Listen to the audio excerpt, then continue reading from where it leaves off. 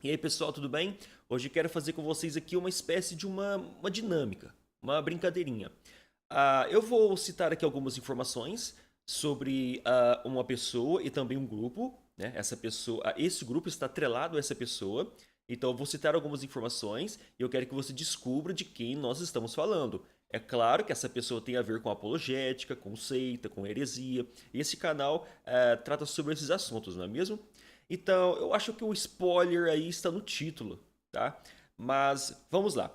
Eu quero que você descubra de quem que nós estamos falando, tá certo? Esse grupo aqui diz que tem a fé perfeita, a fé genuína. A fé correta é a fé deles. Os outros grupos não têm uma fé perfeita, não têm a fé correta, tá certo? Inclusive nos programas de rádio, YouTube, a gente vê eles citando isso, né? Fé perfeita. Outra dica é que há um livro que tem a foto assim de um céu, né? A capa do livro é a foto de um céu. Então, duas dicas aí: fé perfeita, livro com a foto de um céu. A escatologia deles, ou seja, o ensino sobre os eventos finais, é de um método historicista. Nós conhecemos aí o preterismo, o futurismo e existe a escatologia historicista. O que acontece? Na escatologia historicista, eles vão pegando informações que aconteceram no mundo e vão colocando dentro, principalmente de nossa era, né, de nosso tempo, e vão colocando essas informações dentro das escrituras.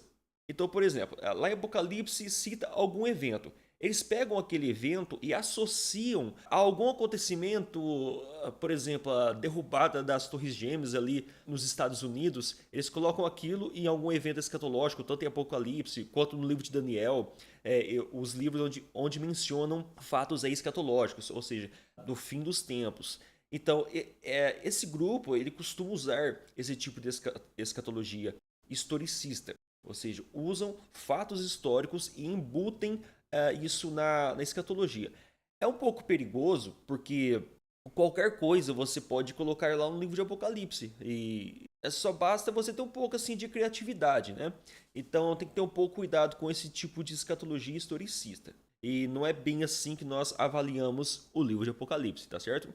Uma outra dica é que o profeta, o líder, o presidente, né, o iniciador desse movimento, ele nasceu no início do século XX e ele tem um tipo de chamado diferente. Ele tem um chamado direto de Deus para esse movimento.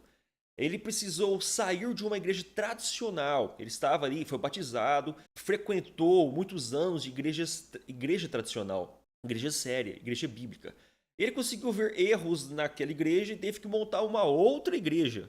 Então saiu de uma igreja séria, uma igreja tradicional, para fundar um outro movimento. Ele nasceu no início do século XX. Teve um chamamento especial do tipo conversou com o próprio Deus de alguma forma, ou só falta falar que tomou café com o próprio Jesus, né? Então, esse fundador dessa igreja, ele teve acesso ao próprio Deus. E isso é comum em várias seitas, né? A gente pega todos os líderes, todos os presidentes, todos os profetas das seitas de nossa era. O que tem em comum neles é que eles tiveram que sair das igrejas que eles estavam para fundar outra igreja, porque o próprio Deus chamou eles para fazer isso, né? Esse é o trabalho desse profeta. E esse que nós estamos falando, esse profeta, esse presidente, esse fundador deste grupo e também um grupo surgiu aí nessa linha, na linha condenada pelas seitas e heresias, porque não é assim que funda uma igreja. E a igreja geralmente ela nasce de forma natural, né, de forma espontânea, não é rompendo com outra igreja séria, igreja bíblica. Você não rompe com uma igreja séria e funda uma igreja. Normalmente, quando acontece isso, a igreja que é fundada é uma seita, tá? Geralmente é assim. Estou aqui com um trecho de um livro, né? Escutando a sua voz. Me lembrei de que esses grupos aí, eles, quando vão ensinar as escrituras, eles tratam tudo por revelação, tudo por visão de alguém, tá? Alguém deu essa visão. A visão não vem de Deus. A revelação não vem de Deus. A revelação vem aí desses profetas, né? Desses iniciadores do movimento. A igreja, na sua sequência, só segue aquilo que o líder já havia ensinado. Então, o que nós vemos em comum, né, nos livros de seitas e heresias, todas as seitas, o movimento dessa seita segue o ensino daquele primeiro líder.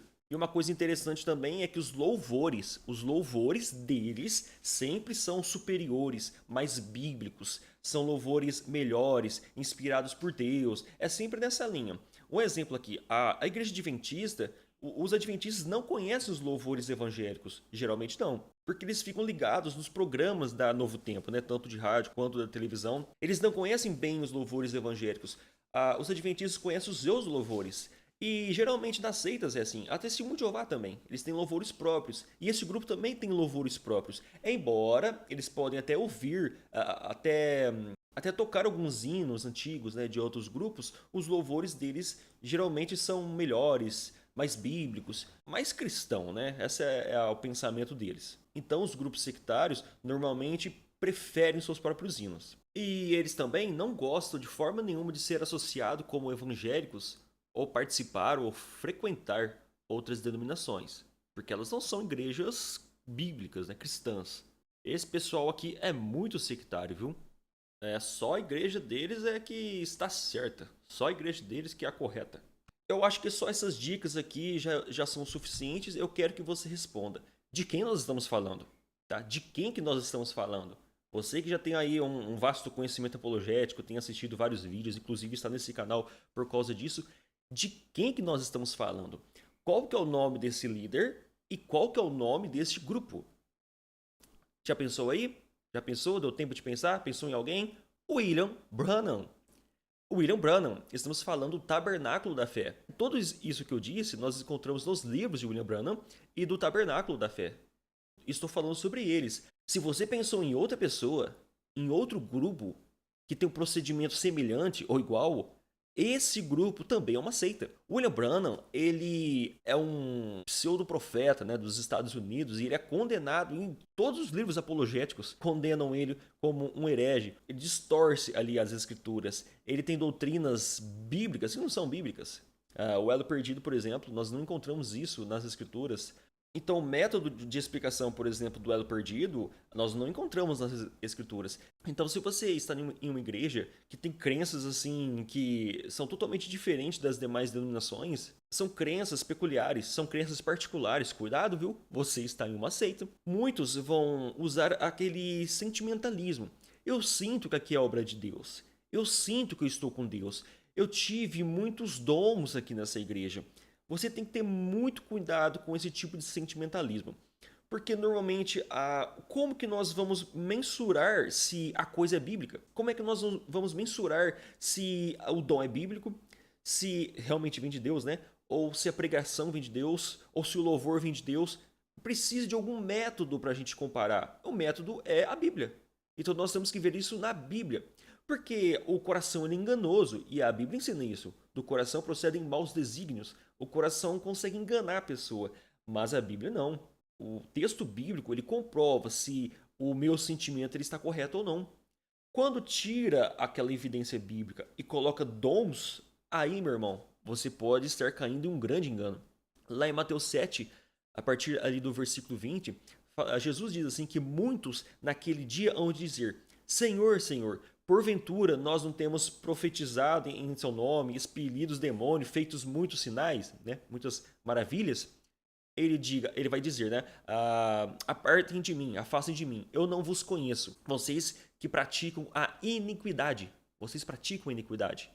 Então, naquele dia, no grande julgamento final, no grande trono branco, esses crentes que estavam dentro das igrejas, operando sinais, maravilhas, milagres, esses crentes eles vão cair do cavalo. Eles vão perceber que eles não eram cristãos de fato. Eles estavam seguindo um movimento, seguindo um grupo, mas não estavam seguindo a Bíblia. Não estava sendo bíblico. Eles receberam sinais, maravilhas, praticaram sinais, maravilhas, prodígios, né? Mas o demônio, o diabo também, ele é muito capaz de manifestar essas coisas também.